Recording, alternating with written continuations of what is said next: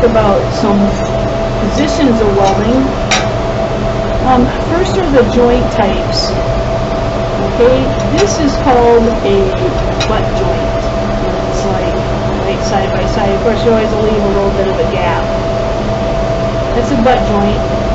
One on top of each other like this is called a lap.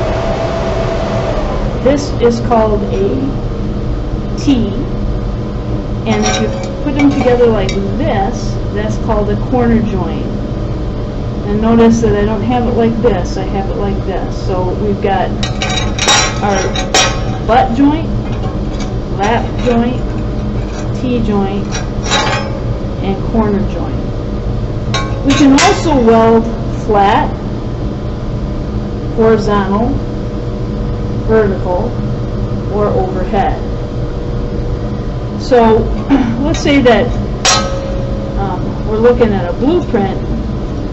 The American Welding Society also says that this is a groove weld, and this is a fillet weld. They also give numbers.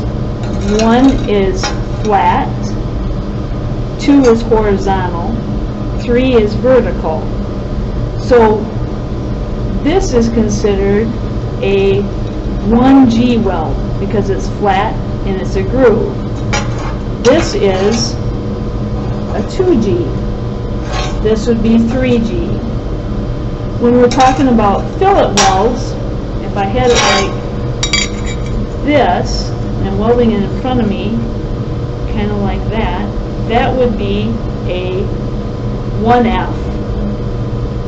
Horizontally, this is considered a 2F.